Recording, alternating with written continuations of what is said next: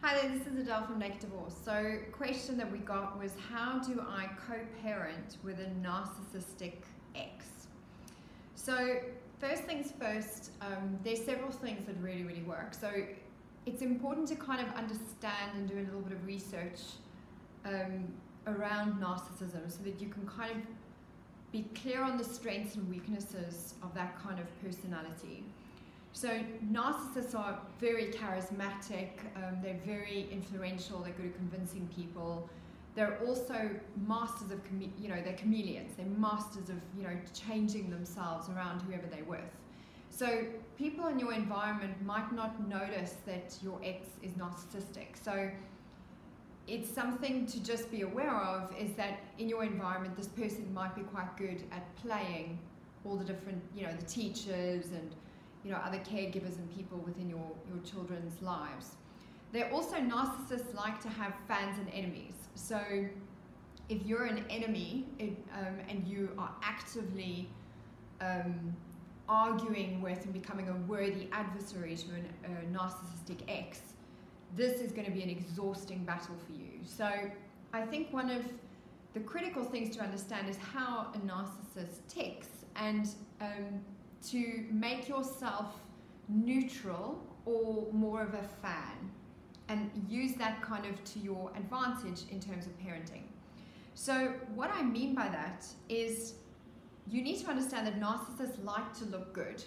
So if you can suggest things in a way that makes your ex look good, or suggest an idea as if it was that person's idea,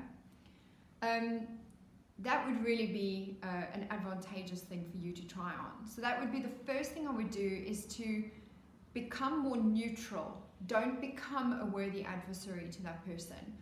Become someone that they're not arguing or battling with. Agree with them on some of the issues and make yourself a non-adversary in their life. Okay, so that would be point number one. Point number two is definitely having excellent digital tools at your disposal. You want to have a track record and recording of absolutely all communications that occur between the two of you. So controlling those communication channels and having everything documented is really a good move. Try to avoid lots of verbal communication. Keep things friendly but documented, and really clear as well. Have lots of warning for everything. So if there's calendars, put calendars in. Send the person a note and just say, just an FYI, the kids' calendar schedule has changed a bit, they're going to go on that thing. Let me know if there's any issues. Again, you're making yourself neutral, you're not an adversary, and you're giving person lots of heads up and warning. Narcissists like to control the narrative. So always try to look at changes being out of everyone's control. Not like you're making the change necessarily, and then making yourself an adversary. Because if you're an enemy of a narcissist, that is a very painful place to be. Keeping things documented, having a clear, what we will call next one, parenting plan. So a parenting plan is usually part of your kind of custody arrangement. You would need to specify a parenting plan with a court. But actually implementing a parenting plan is you've got to go at a very deep level. To have success when you're parenting with a narcissist. I would literally define everything. So we have templates within our business, but you got to think of everything. You got to think of birthdays, vacations, transport to and from school, who pays for school uniforms, what happens with clothes every single year, communication with each parent when the kid is in the other parent's care. How do you do drop-offs? How do you do handovers? Literally, the more you can spell out at a very detailed level, it avoids disputes arising in future. So a really clearly spelled out parenting plan, where most of the ideas that have been come up with are seen to be ideas that were inspired by the narcissists themselves. This is a very useful approach. So what I typically do is things like, you mentioned before that we should do something like that. I think it's a brilliant idea. So let's formalize that. That narcissists also have short memories. They don't always remember what they say. As long as you tell them whatever idea they had was a good one, they'll probably agree with you. Next thing is to have a clear process for how to handle disputes and diffuse them. You don't want to go to court every time you have an issue. So try to come up with a dispute management procedure that again goes back to the parenting plan. But I find that the better your parenting plan, the less disputes arise.